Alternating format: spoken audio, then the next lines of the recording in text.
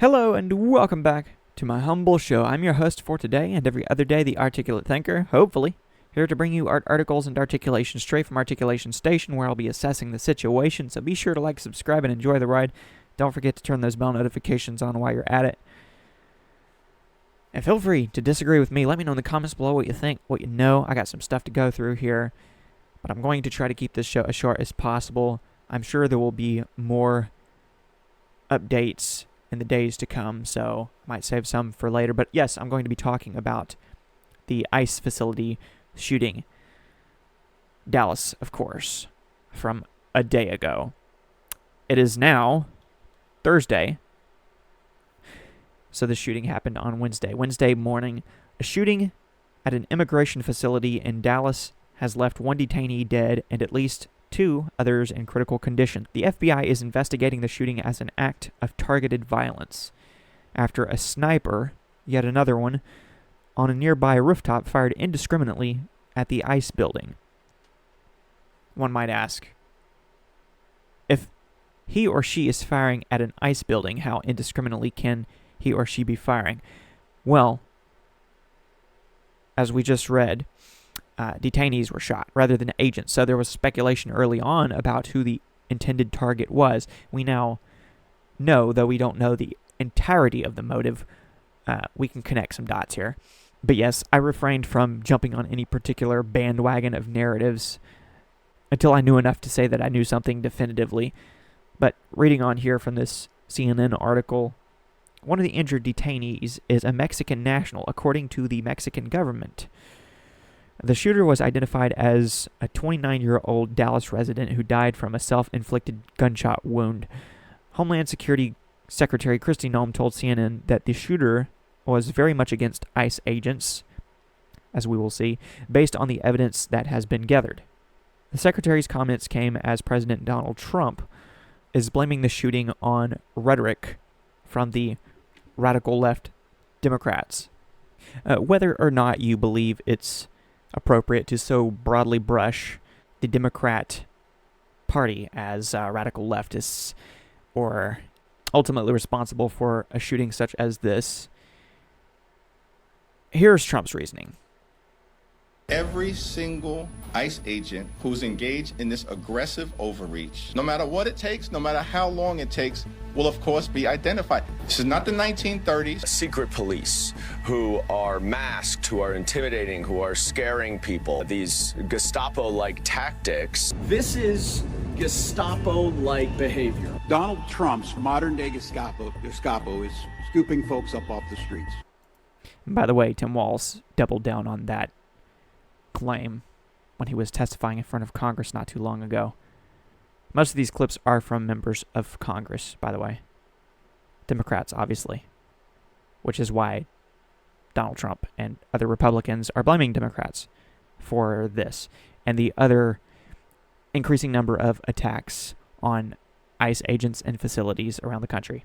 When you compare the old films of the Gestapo grabbing people off the streets of Poland, it does look like a Gestapo operation. You posted on social media that, quote, ICE is acting like a terrorist force.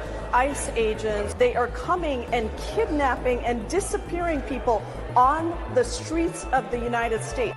But this terror campaign of having masked people rolling up in vans, but we also have to talk about the agents themselves that are carrying this out. If you have any decency, quit now. Because just doing what you were told has been the justification for some of the worst horrors and crimes against humanity. Masked agents of the state in unmarked vehicles are terrorizing communities. They are disappearing people. One has to assume they're hiding something or they're hiding misbehavior, because otherwise why would they be wearing masks and denying their identities?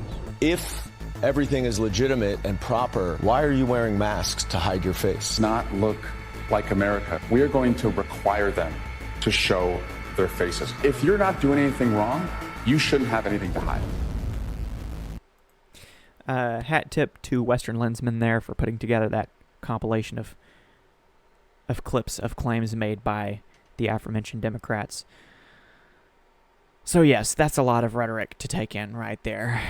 And whether or not it led to this particular act of violence, I have no idea. I was listening to The Five on Fox News earlier, and Dana was making the point that a lot of these shooters, loners, in some cases, they make their friends online in different Discord chat logs and gaming circles and things of that nature. And a lot of them may not actually even listen to what politicians have to say. They may just be regurgitating rhetoric amongst themselves. So sometimes I know it's politically convenient for the right to jump on the left or the Republicans to jump on the Democrats when things like this happen. Sometimes if it's the other way around, Republicans are going to jump through a never-ending series of mental hoops to insist that their own rhetoric plays no part whatsoever in any of the violence. And listen, I get it right now. There's a lot of violence coming from the left. That's what's trending right now. A lot of attacks. Trans-related school shooting. Go back even further to something a little bit less life and death. You had all the attacks on the Tesla dealerships around the country and just random keying of cars based upon the hatred for anyone connected to Donald Trump and Elon Musk, who, amusingly enough, had their own falling out and then to some degree worked it out more recently. But that's just a side note. Obviously, we had the assassination of Charlie Kirk. But yes, a lot of violence coming from the left wing.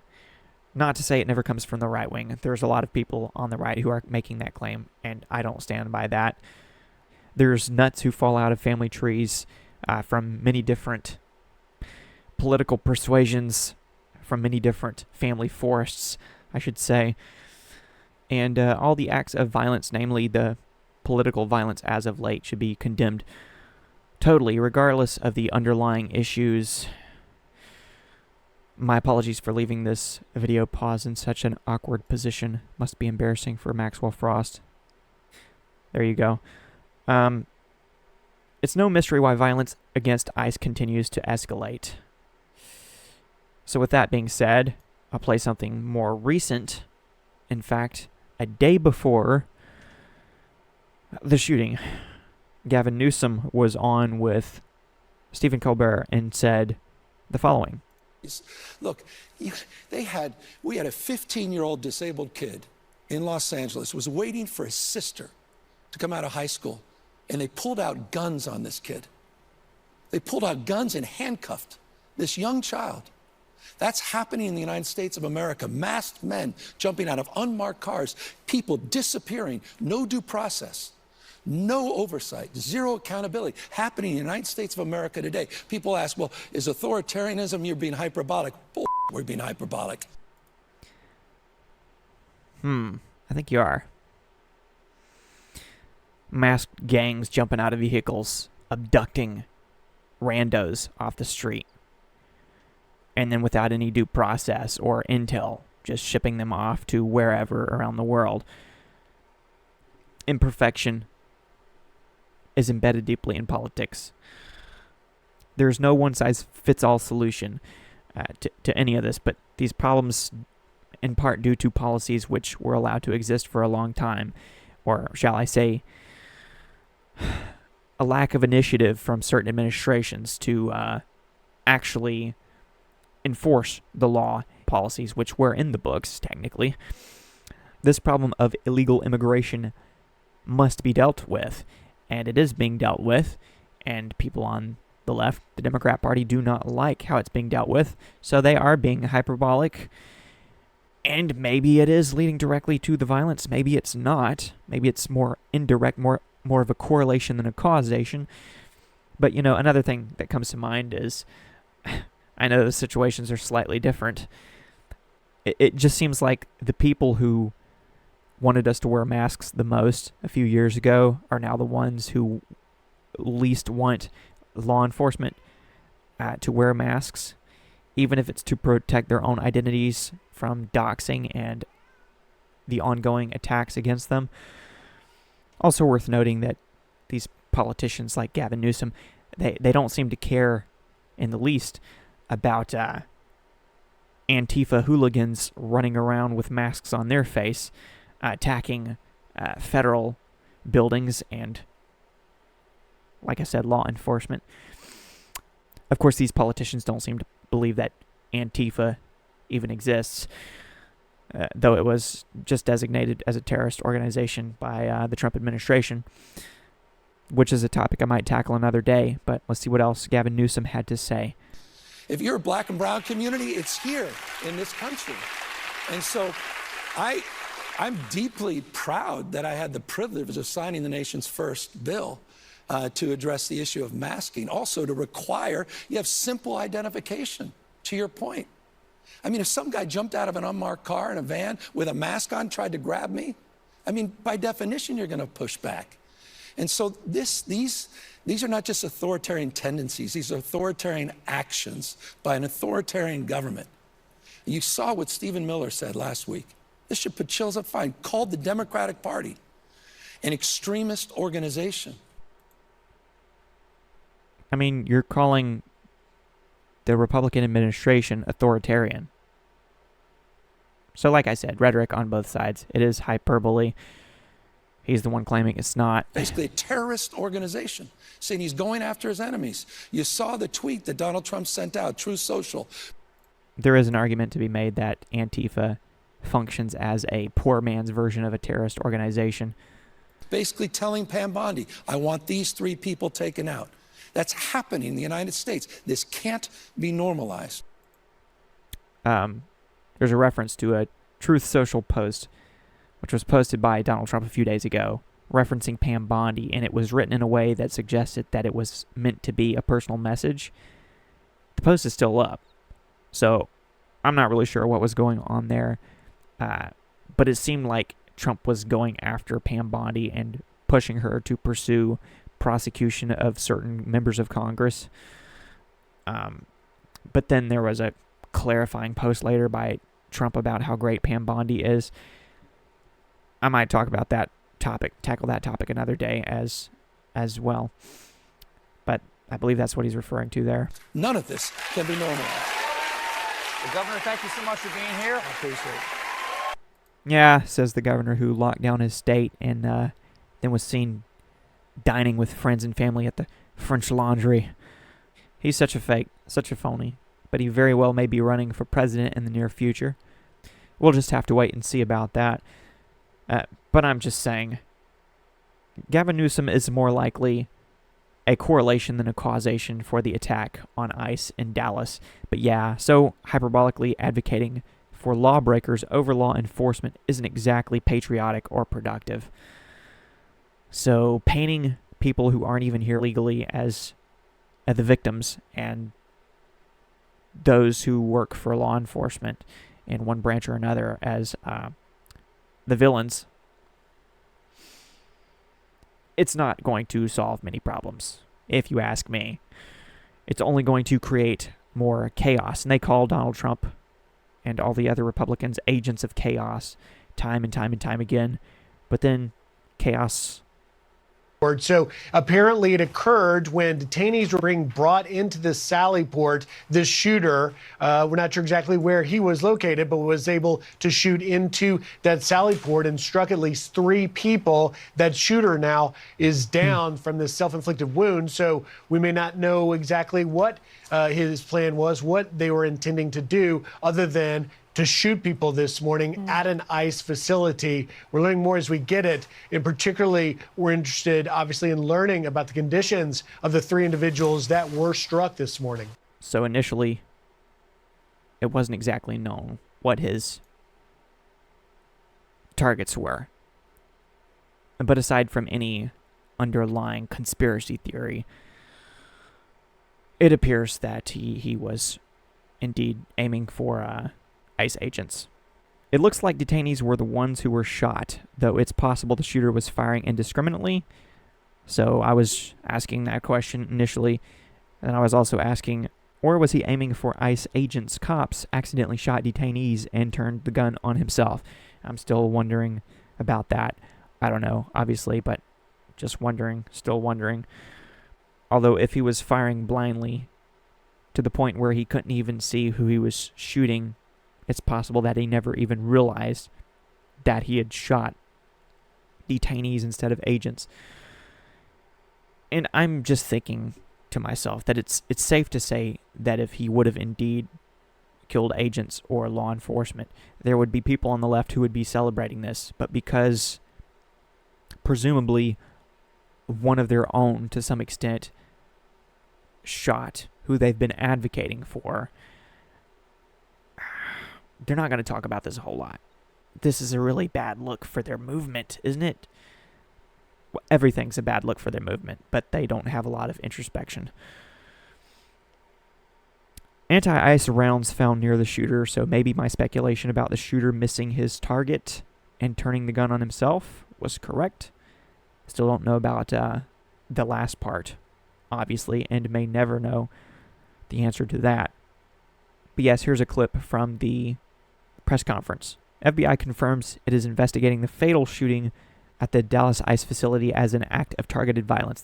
The FBI also confirms that bullet rounds found near the suspected shooter contain messages that are anti-ICE in nature. I can confirm at this time that the FBI is investigating this incident as an act of targeted violence. It is unfortunately just the most recent example we've seen of targeted violence, to include here in North Texas, where back on July 4th, we saw a coordinated attack carried out against an immigration detention center in Alvarado, Texas. What I can also share with you is that early evidence that we've seen from rounds that were found near the suspected shooter contain messages that are anti-ICE in nature. Again, this is just the most recent example of this type of attack. This will be a whole of government response. There will be no resource not utilized to bring all those individuals who are responsible to bring them to justice and to hold them accountable. I can confirm. Okay, so more on that. Update from Kash Patel on the anti-ICE unspent shell casing, though it's obviously generating quite a bit of additional speculation, in part because of the way this bullet had anti-ice written on it. It's a little bit strange. It seems like a odd way to send a message, but I guess if this kid, not really a kid, but if this guy wanted people to know who he was aiming at, well, this is the way he apparently decided to make it known. Another reason why some people were speculating about the accuracy of Kash Patel's post was because he kind of jumped the gun on the Charlie Kirk assassination suspect as well. There was a suspect which had been caught, only for it to be determined that he wasn't actually the shooter. In the meantime, Kash Patel had posted about how they caught the suspect and everything, so people were jumping on him for that.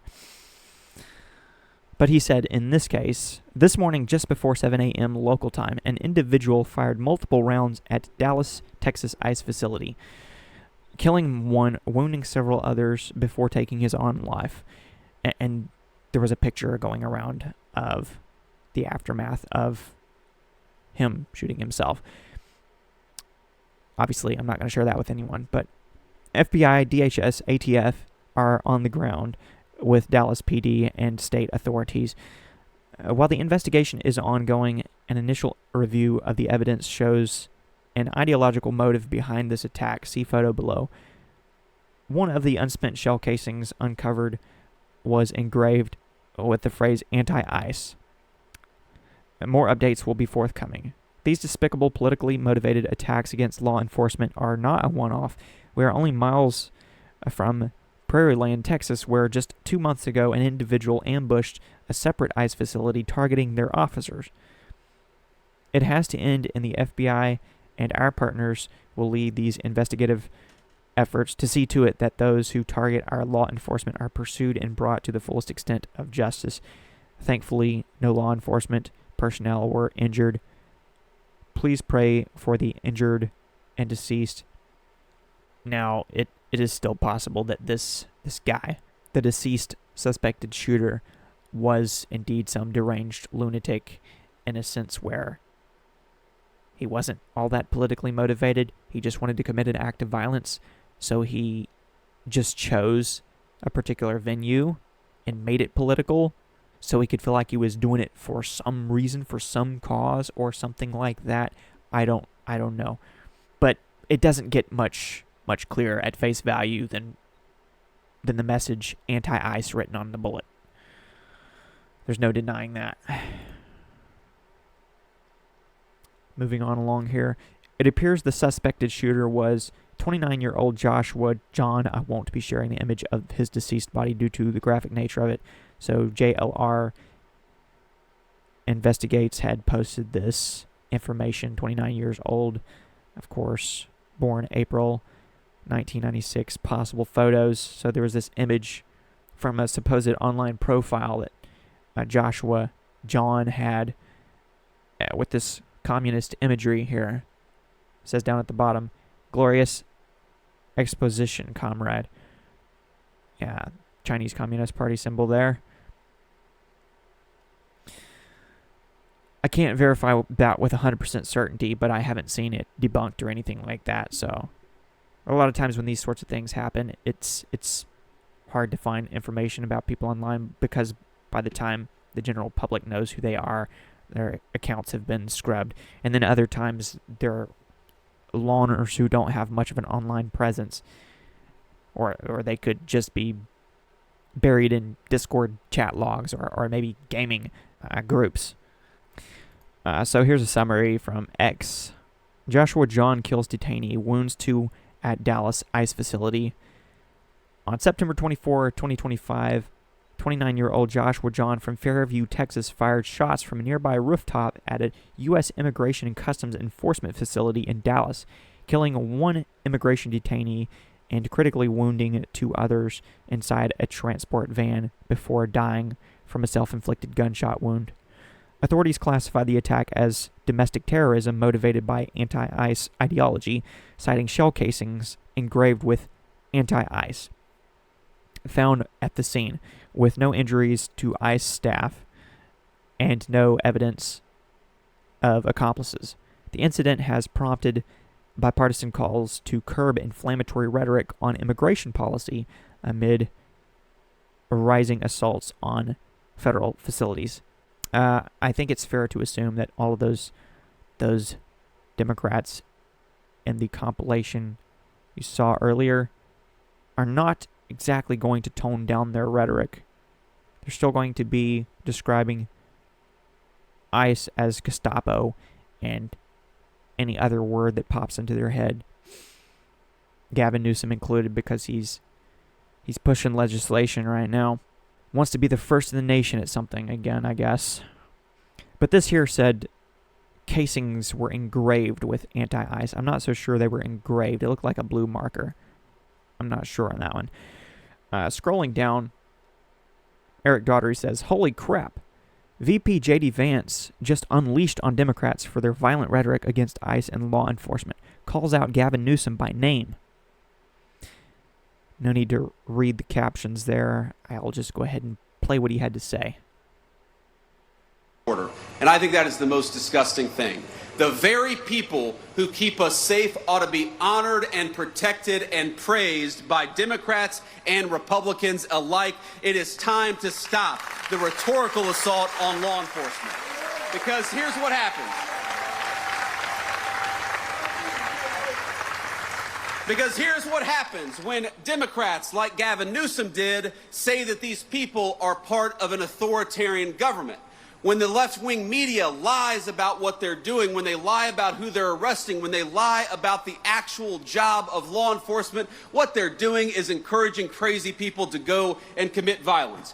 You don't have to agree with my immigration policies. You don't have to agree with Donald Trump's immigration policies. But if your political rhetoric encourages violence against our law enforcement, you can go straight to hell and you have no place in the political conversation of the United States of America. Now, obviously, Republicans are having their Slay King moment with what he said there. I'm personally not the biggest fan of telling people to go straight to hell. The implication obviously being that they're evil and therefore deserve to die like a spawn of Satan in the fires of Hades, or whatever people believe. But at the end of the day, that's not exactly the biggest infringement upon rhetoric here. I mean, he's right for the most part.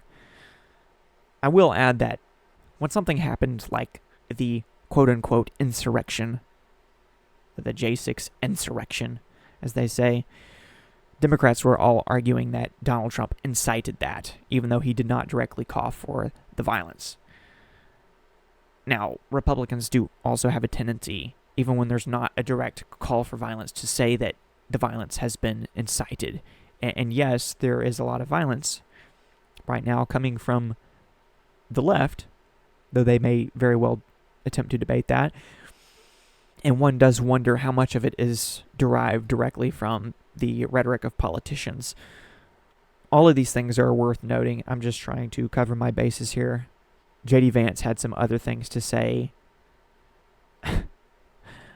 So this guy named Jon Favreau, maybe you've heard of him, he said, "The vice president is not a reliable source of information. This is now the 5th or 6th time he posted a political take contradicted by facts from his own law enforcement agencies." Okay, he's not very specific there in what he's talking about, but he posted this screenshot of an earlier post from J.D. Vance, a post from earlier in the day, which was actually a repost of something Kristi Noem had posted. So in J.D. Vance's caption, he said, "The obsessive attack on law enforcement, particularly ICE, must stop. I'm praying for everyone hurt in this attack and for their families." But I guess around that time, information started to come out about how detainees were actually the ones who were injured and killed. And so the narrative kind of flip-flopped a bit.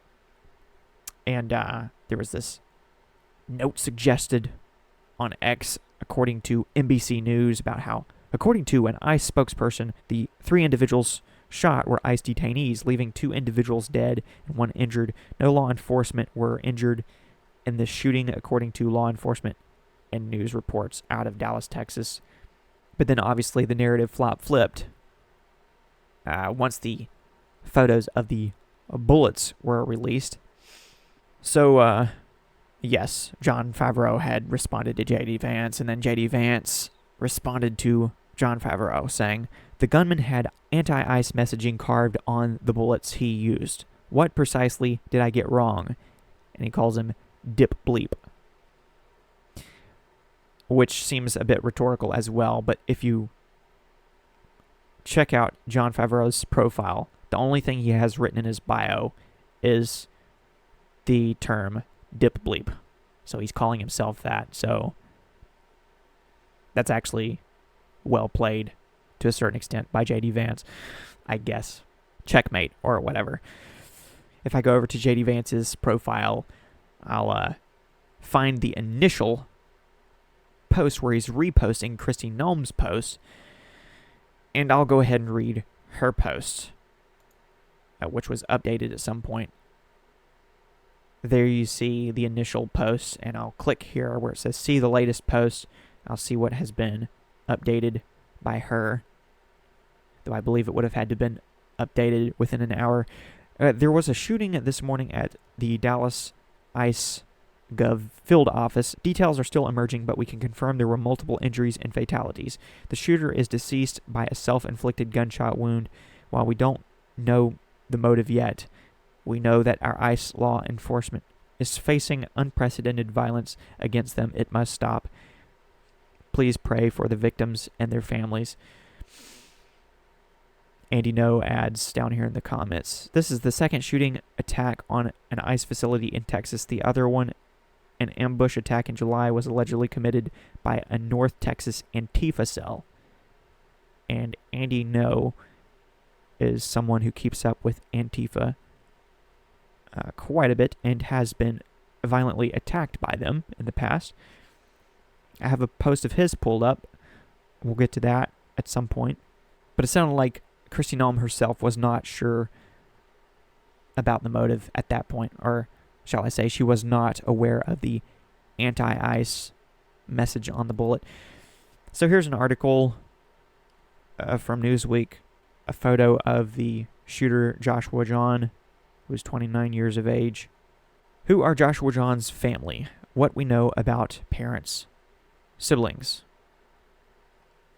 If he had come from a conservative family, and that was immediately available information, I'm sure there would be certain Democrats in Congress who would be posting about how he came from a conservative family, so therefore, hint, hint, wink, wink, must have been a conservative shooter. That's exactly what Eric Swalwell did, for example, after Charlie Kirk was assassinated. He just highlighted the Republican family of Tyler Robinson, seemingly in an attempt to manipulate people's version of facts on that. Information has emerged about the family of Joshua John, the Dallas ICE shooter. Both his parents, a brother and a sister, lived near Dallas.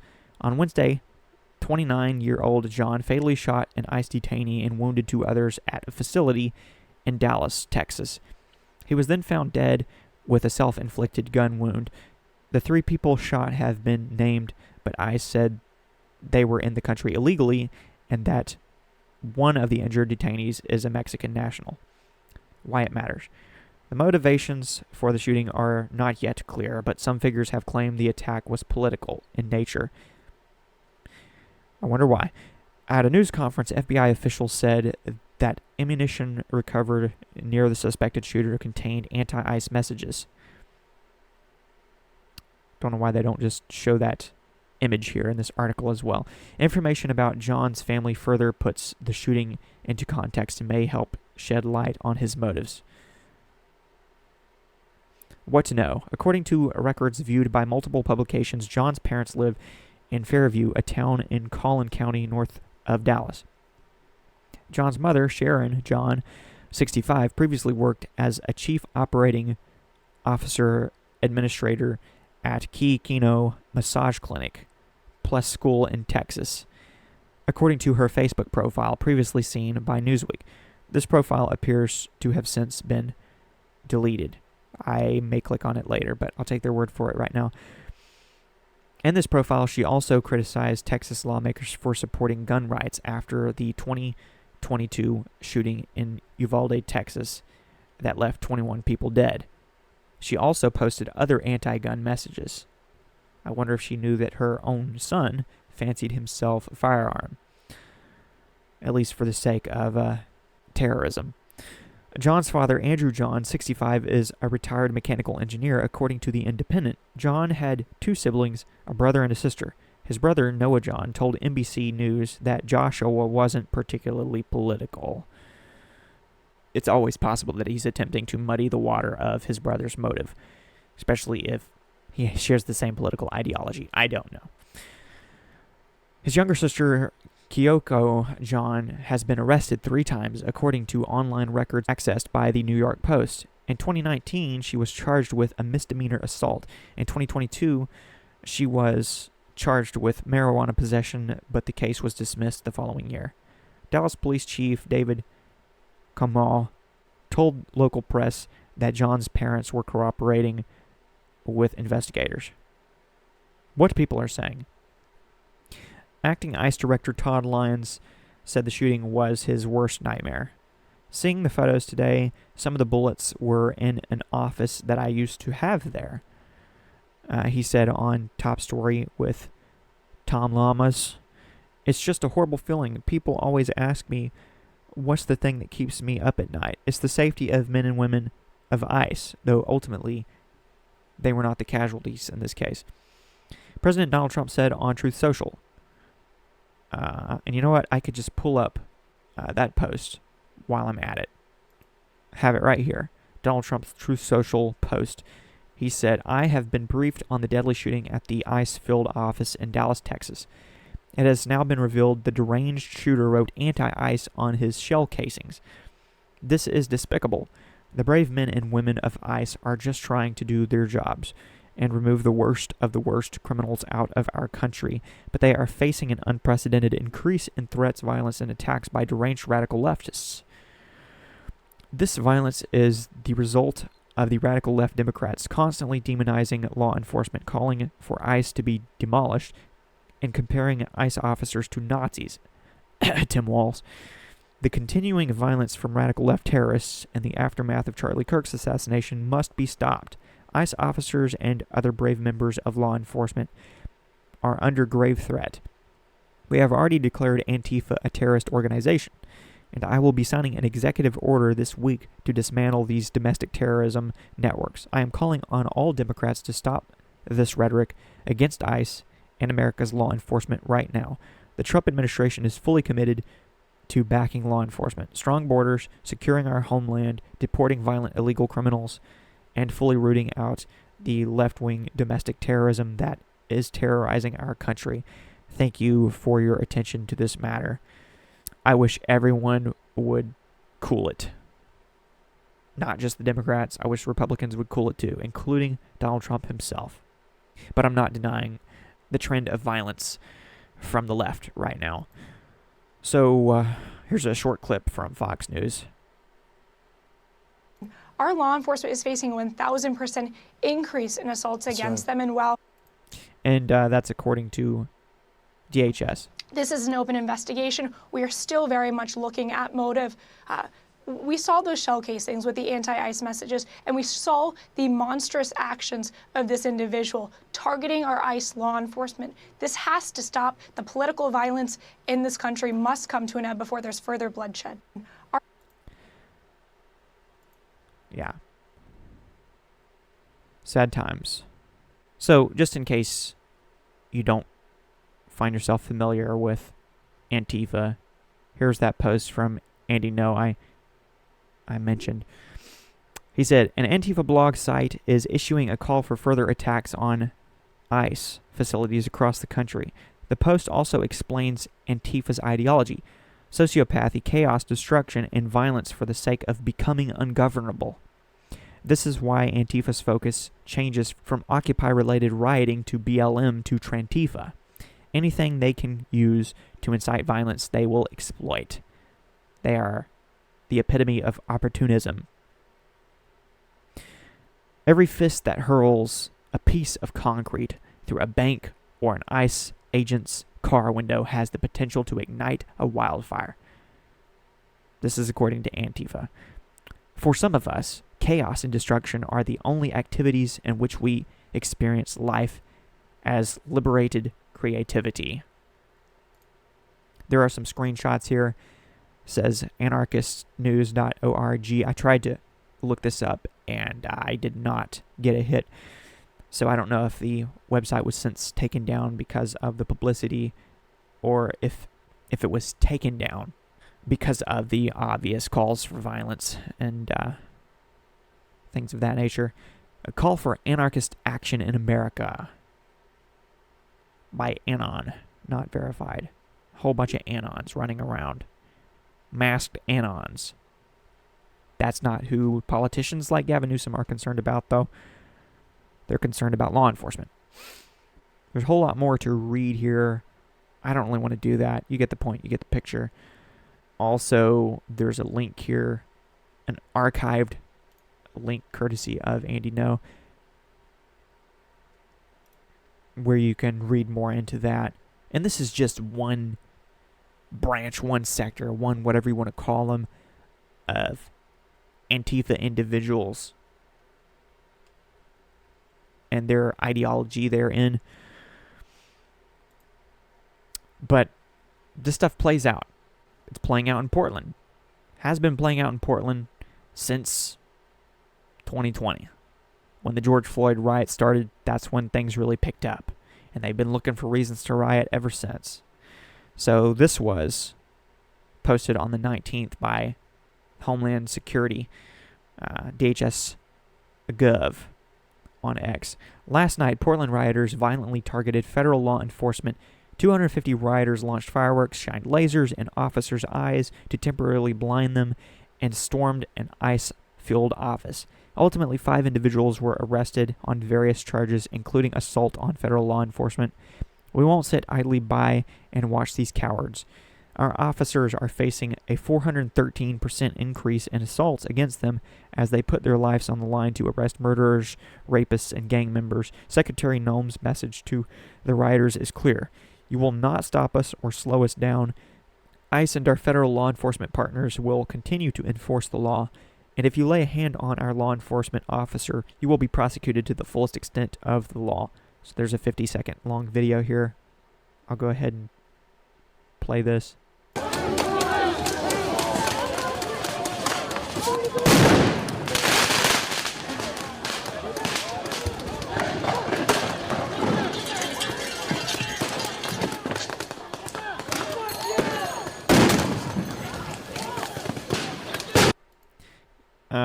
What did the back of his shirt say? It said, "Fight fascism." That's what these people either think they're doing or want us to think they're doing. But really, they're just causing chaos, wreaking havoc on behalf of themselves because they can't find it within themselves to get a life. But this has been going on. You don't hear in the mainstream media about attempted insurrections in Portland, other cities where these sorts of things have taken place. You don't see a lot of coverage. There are local reporters who cover these things, and I follow some of them, and it gets pretty wild sometimes.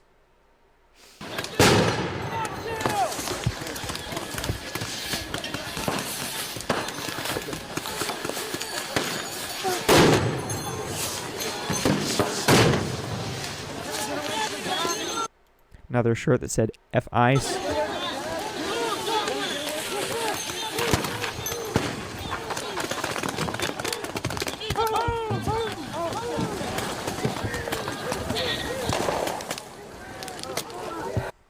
So that's for anyone who might be watching my show who hasn't seen any of this, because you get your news from mainstream media or wherever. Here's another example from Katie Davisport, who frequently posts and reports on the rioting of Antifa wannabes and actual Antifa members. It is a little bit hard to nail them down. Like, they're kind of a ragtag group or gang of hoodlums.